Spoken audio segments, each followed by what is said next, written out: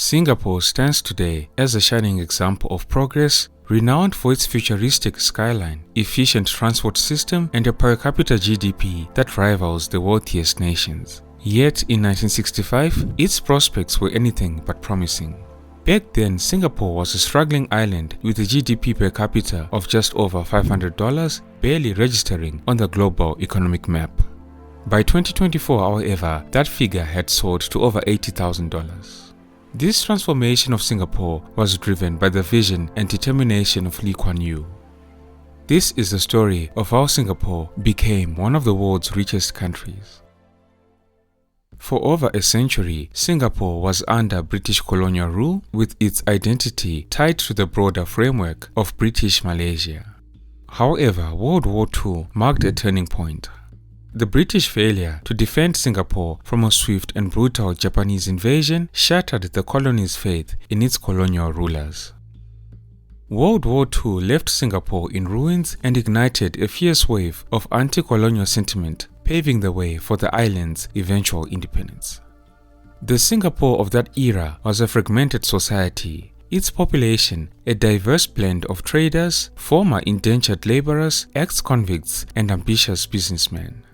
These groups often found themselves at odds, divided along economic and racial lines.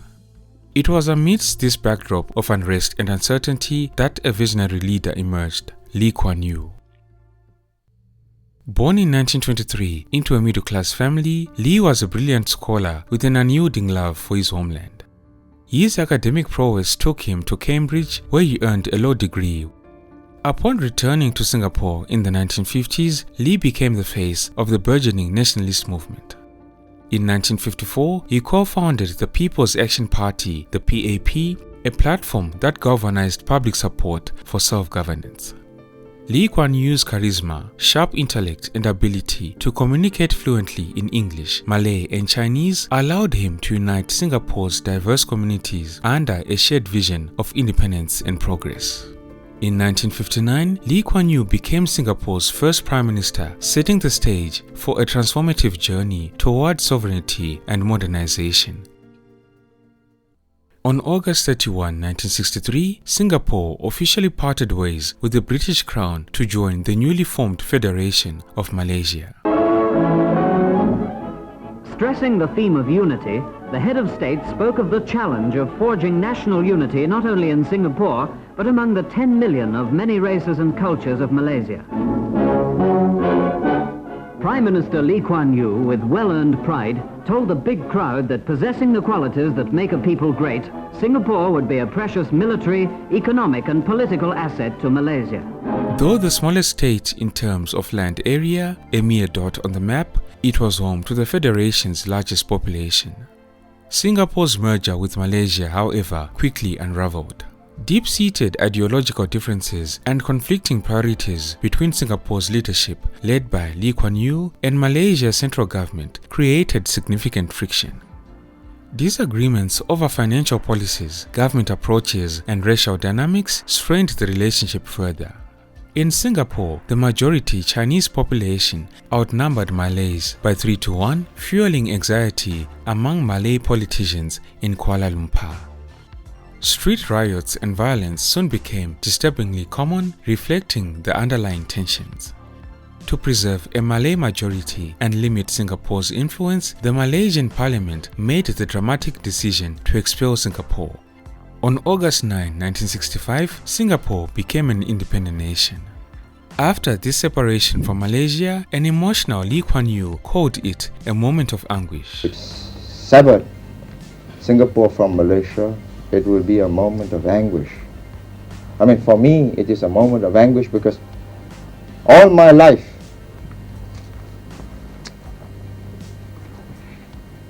would you mind if we stop for a while?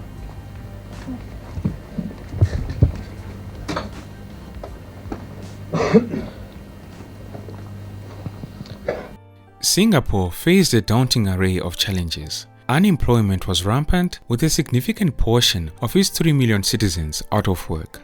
Over 2/3 of the population lived in overcrowded slums and makeshift squatter settlements on the fringes of the city. The living conditions were dire, marked by poor sanitation and limited access to clean water. Geopolitically, Singapore was in a precarious position. It was a tiny territory wedged between two larger and hostile neighbors, Malaysia and Indonesia, both of whom viewed Singapore with suspicion. The young nation had no natural resources to rely on, and its infrastructure was inadequate to support its population or attract investment. Despite these overwhelming odds, Lee Kuan Yew's government rose to the challenge of transforming Singapore into a thriving nation. The government implemented a series of transformative policies that would lay the foundation for Singapore's future success. To build Singapore, Lee Kuan Yew knew the importance of having solid governance, and the cornerstone of a good government was the quality of its leaders. Thankfully for Singapore, Lee Kuan Yew had a capable and talented cabinet to tackle the nation's many challenges. Many of these individuals were long-time allies, some dating back to his university days, and their shared experiences had forged a strong sense of unity. Lee Kuan Yew assigned each minister specific departmental goals, granting them the freedom to achieve their objectives. However, he was results-driven and unafraid to hold officials accountable. If performance fell short, Lee didn't hesitate to critique them publicly. He took a hands-on approach when it mattered, personally driving key initiatives such as the establishment of Singapore Airlines and the development of Changi Airport. His energy and urgency set the tone for the civil service, pushing for efficiency and swift progress. Good ministers are not just those who kiss babies and smile and have dialogue sessions. You can have endless dialogue sessions, it's very good, you keep on listening and so on.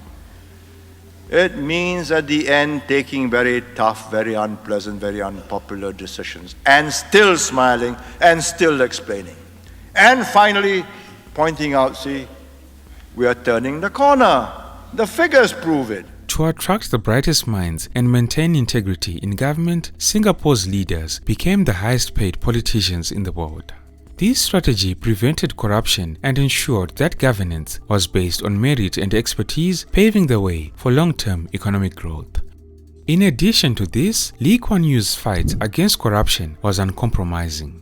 He empowered the Corrupt Practices Investigation Bureau to act decisively, granting it the authority to investigate and prosecute anyone, regardless of rank or influence.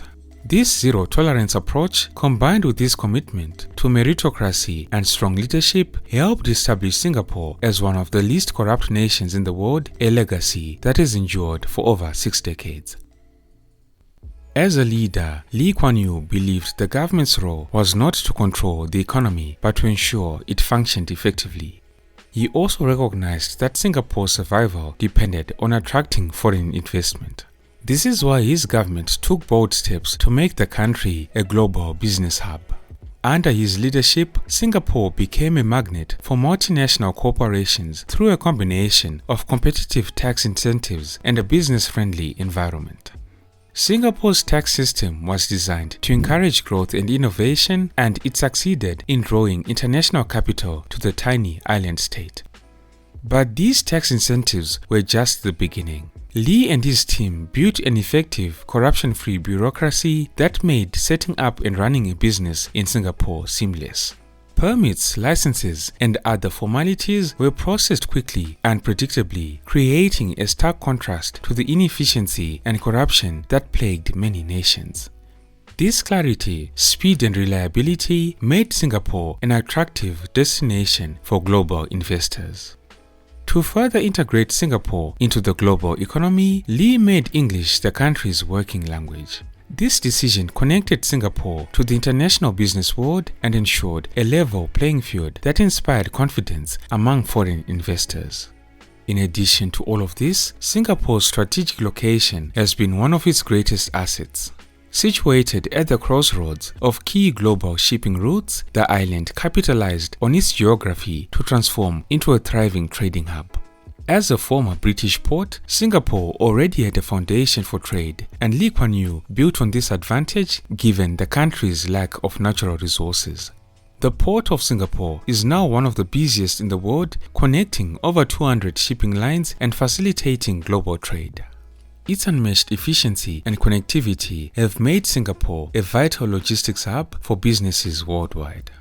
Revenue from the port has fueled the nation's development, reinforcing its status as a global trade powerhouse. Beyond its port, Singapore's Changi International Airport connects the city-state to over 400 destinations in more than 100 countries, handling millions of passengers every month. This world-class airport complements the country's robust transport infrastructure, which includes over 9,600 kilometers of paved roads and an efficient public transport system.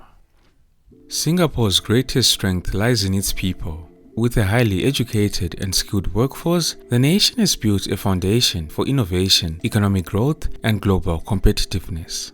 For Lee Kuan Yew, education was the key to unlocking the potential of Singapore's only significant resources, its people. One of the government's early achievements was the implementation of free universal primary education, and this ambitious goal required a massive investment in building schools and training teachers.